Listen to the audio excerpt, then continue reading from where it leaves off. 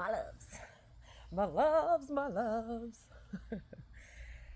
I hope you all had a beautiful, impactful celebration of life. And I mean that in the 4th of July because there was so much elevation in the space. And of course, you feel that if you're ready and willing to let something go, ready and willing to honor something. Maybe it's not even letting it go, but just acknowledging it, honoring it for what it is. And then, of course, the letting go is a beautiful, I don't know if it's a byproduct, it just happens naturally. And so I thought I would get on and talk about a couple of these like points, I guess. I'm not quite sure what's going to come through, but it is a miraculous day. And if you are new here, hi, I am Jennifer Renee. This is Within by Jen. I feel like I want to have like gongs on all sides of me right now, and I just want to smack them and then kind of have energy like thrown at the camera and then say, many of us talk about it, emotion, many of us talk about it, but do we really take the time to get to know it? No. So we don't know how it can play with us, how it can stay with us, how it can solidify in us. We don't ever talk about how to honor it with love, with reverence, and then ultimately how to surrender it and set it free. And that is what I do. It's an honor. It is an honor because in the system that was created, we are essentially being conditioned to be put in loops and cycles. And there are levels to this game, if you will, the game of life. And the more that we get to know ourselves, the energy we hold, the emotion, energy in motion, emotion, the motion of the ocean, what really makes us tick and flow and move, life becomes joyous. And what I have found is that as pure reflections created in the image of the divine, created in the image of God, we are reflections of, we are created in the likeness and image of. And so if you think about that, the likeness and image, when you look at yourself in the mirror, you see an image, you see a reflection. Most of us, however, when you look in the mirror, if I'm asking you honestly, what do you see when you look in the mirror? Pause and just contemplate that for a moment. There's no judgment here. It is what it is. But seeing it in truth and in real is how we begin. And so then, if we are all reflections of the image of the divine, of the image of God, then in our waking world, which means the world that when we wake up in the morning and you go throughout your day, everything that you see being played out in your world could or could not, depending on how you view it, be a reflection of you. Now, I can see a lot of people being like up in arms about that. However, bear with me, stick with me through this one. What I found for myself, when I was being honest, if I could honestly say, okay, what's being played out in my reality right now? And if I pick any one specific, and I have to start from the beginning because when I began my awakening in 2019, my coming home, my return home, my being returning home, my spirit, my essence returning home, meaning the masculine and the feminine. And I was thinking about yesterday, I wore 2 bandanas, a red and a blue, and I interlocked them and then placed them around my head. And a friend came up and he was like, what are you doing? Are you rocking the Bloods and the Crips right now? And I said, well, I just don't choose sides. I stand the white in the middle ground. And how often in the United States, in the heart of us, where is the white? And how do we honor the white? And the white meaning the light, meaning the purity. If you look at anything white, most of the time we think of purity, we think of essence, we think of lightheartedness. And so bringing in that white into the red and the blue, the harmonious balance. And I know that some of you could be like, there's so many other meanings for that, but I promise, just continue to go with me. and being in that balance, being in that harmony. And so the masculine and the feminine, which we were conditioned in the system to be separate or opposing, the red, the blue, opposing, the light, the dark, opposing, the masculine, the feminine, opposing. And so when we come back to the center and we're like, wait a minute, I don't know about this. And it's like, essentially, you feel like you're just being pulled and stretched. And then each time you pull in a little bit more and a little bit more and a little bit more until the masculine and the feminine are face to face, embracing one another, holding one another, making love to one another. And once again, I'm not talking about in the external world where sex or the act of finding it in another. I'm just talking about finding it, remembering it, honoring it within ourselves. Okay, so we're not going to the external world. We're going right here, making that balance become one, that union becoming one. Then what happens when two become one? The child is born. We resurrect. We rebirth. We come to life, and we are we are we are.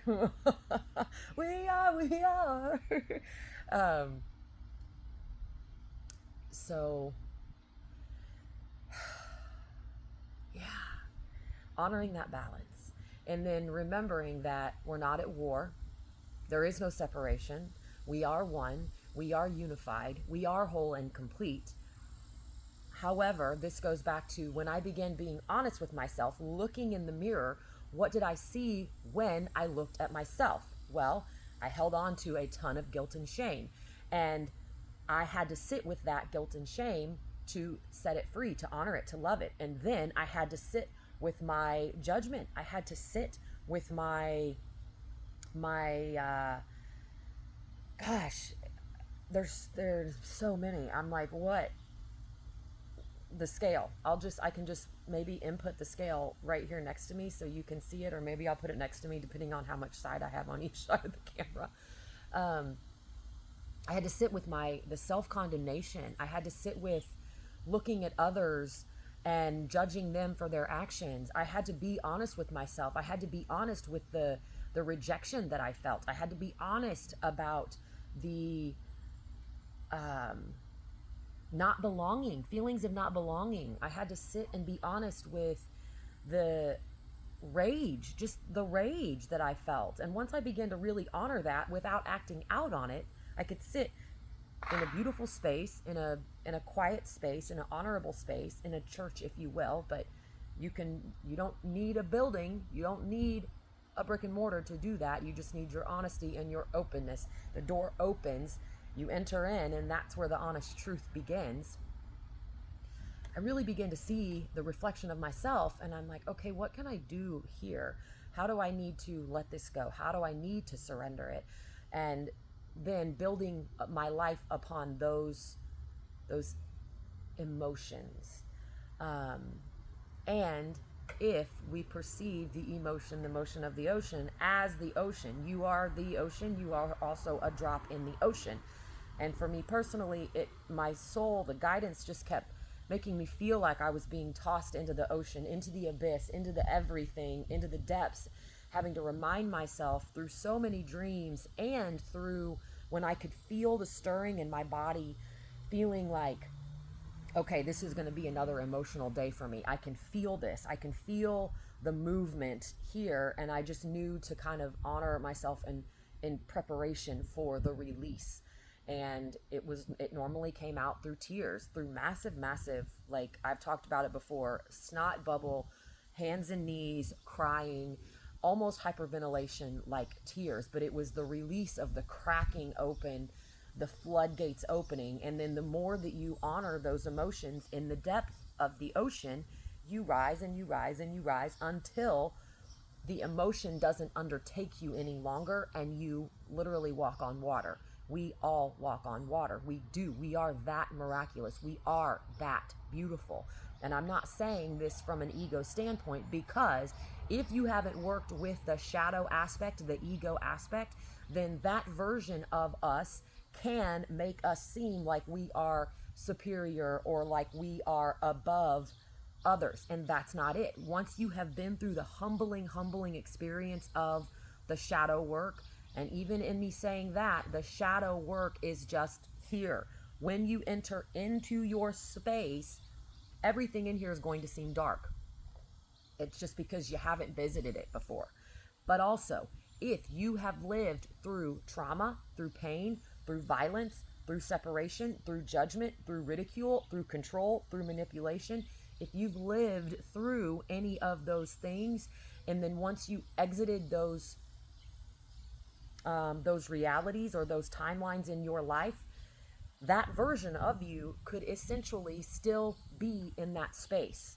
Okay, so let's just take it, because a lot of the people that I work with have had childhood trauma, but then they find themselves in the same situations later on in life because they don't think that, oh, I'm just repeating a cycle, or, oh, this is all I think I'm worthy of, or this is what I think I deserve, because you don't know any better. And so when we enter those spaces, essentially we go into the room or timeline that is dark. Think of it as the valley, think of it as your scar. We enter into that space and honor the space and basically just get you out alive. And so I would invite you, if you have not watched the meditation that I just recorded for the 4th of July, I will link it below. It does say honoring the unsung heroes. Honoring the unsung heroes, I think that's what it is. But anyway, it's like a amberish gold with a whole bunch of shadow people that work in the shadows, people that are doing it because they care, people that don't ever normally get the true recognition just by doing what they do, but they do it because they care about the well-being of others. And so I would invite you to go watch that, because at right about minute 14 is where we start the meditation. And once again, this is just a flow, current of what I hear needs to come through. And it was beautiful, beautiful. So I would invite you to go look at that. Like I said, if you want to jump to the meditation, it starts at right about 14 minutes. But I would invite you to watch the whole thing. In that space, we enter into a valley or a scar or a wound, and we essentially bring that version of us home. We are home, we are here, we are now. And then by completing those processes through the pain body, through the emotional body, we rise above it.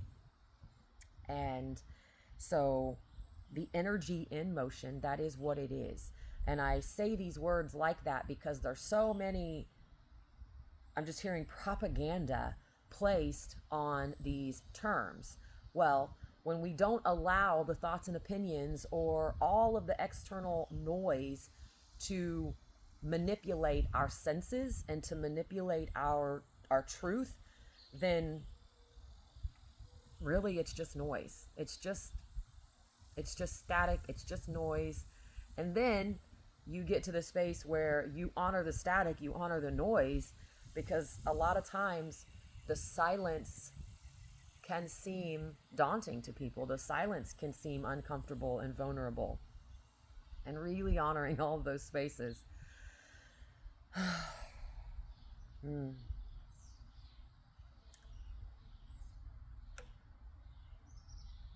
Wow. So that is why I'm here. That is what I do. And I was speaking this morning of, I used to enter spaces because I thought it was what people needed of me. Well, when you enter spaces where people need you, you find yourself constantly in spaces where you're needed, and then you end up losing yourself because you don't know how to honor yourself. You don't know how to give back to yourself, and you lose yourself. I was having this conversation with a beautiful, beautiful friend of mine as we're walking down a steep hill, and I just a gentle reminder, we must take care of ourselves. And these transmissions and this way for me personally, knowing that I can still offer my love, I can offer my care, but I can do it through this means to impact the masses without having to sit with one. I can do it and reach a larger group of people, but I can still honor my space. And so I have found that this is a beautiful balance for me to give these messages and to offer these messages while still honoring my space and honoring that I love who I am. I love how I serve. And I also love my being. I love who I am. And in doing so, I can set parameters in that space of how I serve. um, and so entering spaces where you're wanted. Think about that. Where your being, your essence, everything that you are is wanted. And those spaces fill rooms with people because your presence, your essence is the magnificent being of everything. You capture the audience. You speak words of inspiration and honor and reverence and love to the masses, and your being is used, essentially your being is used as the gift. That's like the most beautiful gift that we can ever offer the world, is our authentic space, our authentic truth, with our laughter, with our love, with our joy, with everything. And I'm like, man, that's when you know you've made it. And I don't mean making by climbing the corporate ladder like you've made it. I mean like you made it. You put all the pieces of the puzzle together until your being is made, tendered, nurtured. When you're making dinner, when you're making an art piece, when you're making a creation, whatever that is for each and every person watching right now, when you make it with your hands, you make yourself. You have made something of yourself. And of course, the external system had it seem like it was making it somewhere to an external destination. And I'm just here to say that ain't it. That ain't it. So many people think that they want something, and then when they get it, they wonder why they don't feel what they thought they would feel. Or maybe they feel it for a brief moment, but the feeling is so fleeting, and it's not an internal glow. It's not the internal opening. Ugh. And we've made it. We've made it. We've made us. We've made it.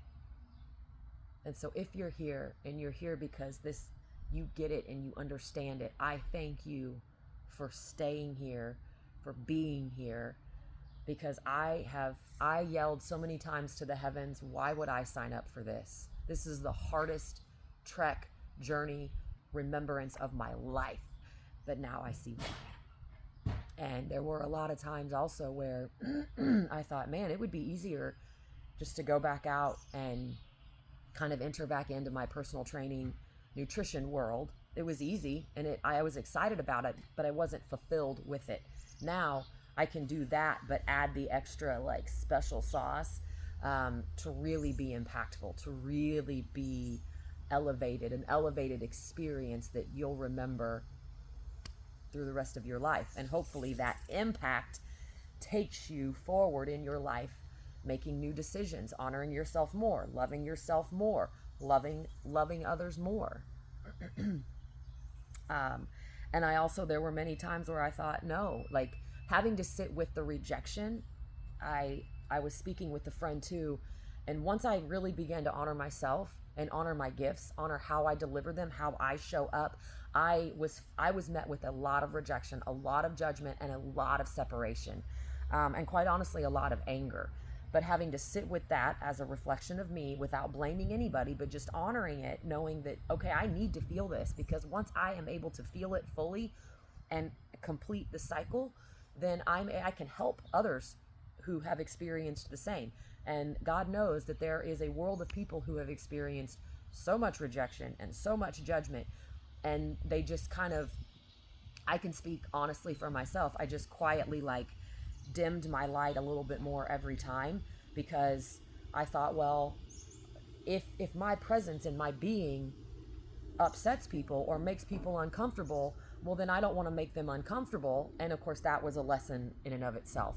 We are put here to shine. We are put here to cause friction, to cause tension, but we can do it in a compassionate and loving way. And if anybody does want to come sit with us, they will see that, wow, yeah, this friction was where the diamond is formed. That friction and that resistance that you feel every time is the opportunity to say, okay, that diamond's here and we're just buffing it off. And so essentially, if you think about us being the being that we are, and we have this whole external shell, and every time we go within, we're just scraping off more layers. We're polishing and scraping off more layers, until the diamond, the radiance, the pearl, the gem, the gold, whatever it is that you want to say, put on something that is priceless, that is unmatched, that is worth everything, and is so solid in nature. That's who we are. That's who we were born to be, and that's why we were created.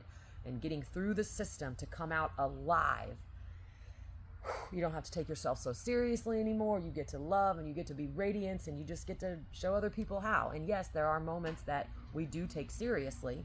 We must take it seriously for the moment, but then you get out and you're like, oh my gosh, this is so freeing and so uplifting and so lighthearted and effervescent. It's so magnificent. So,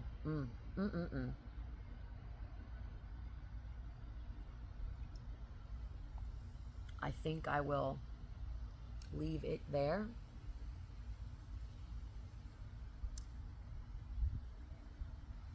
Yeah. I would invite you just to close your eyes. This is a message of the soul without the human words. The soul speaks. And then the soul speaks, if you allow your space to be open, it almost feels like the divine hands can come in and massage the internal rocks, make them more malleable, so then they can move a little more freely and you can release them a little more freely. So I would invite you, this is always for the highest and best good of the divine will of Mother, Father, God, through the childhood innocence. So to receive this message, all you have to do is say yes, but you do have the divine authority and power to say no. Taking a deep breath. Akrasto alamokonearati alamokorati siti alamakerato kosisi orasa ayati ushna makra oraknistro makya ayakuradna marati siti.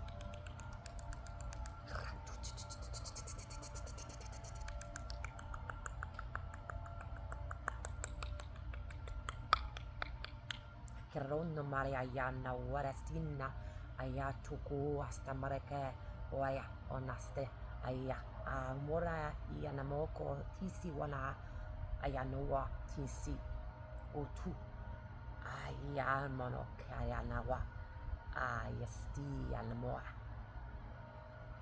Aya Aya Aya Aya Aya Aya Aya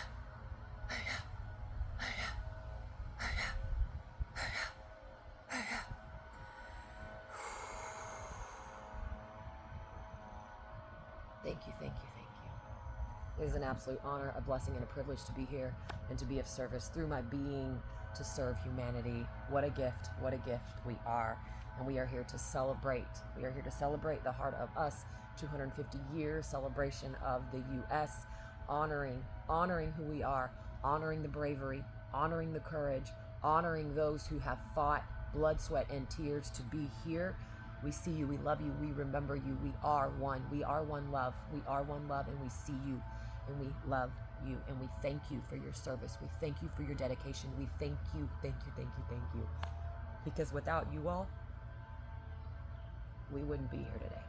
We would not be able to be here in the space that we are in, speaking this freely to help encourage and inspire others. And so to my ancestors, to all the warriors who lost their lives throughout all,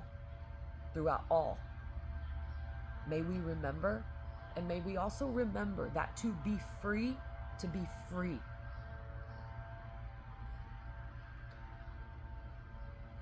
I'm going to put this out there and I'm going to leave it here. If we've already won the war, why are we still continuing to go to war? We have to ask ourselves that. If the battle is within, and we all honor the space and go within, we change the external world, because then why we show up changes. Our reason changes. The being that we are changes. It is like night and day. When we honor both, the separation is no more. The cycle is complete. We remember that's who we are. I love you very, very much. It is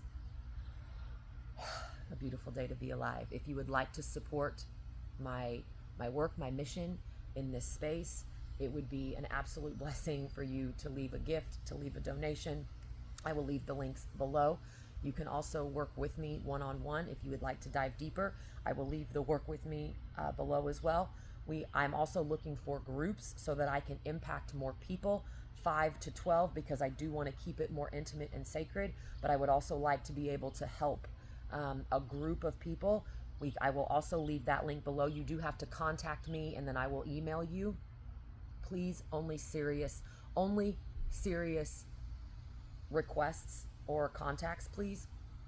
What else? If you would like to support by purchasing any of my artwork, you can find that on my Works of Art website. I will leave that as the link below, withinbyjen.com. What else? I think that's all for now. I love you. I am blessed to be a blessing, and it's an honor to be here. I'll see you all in the next video. Mwah.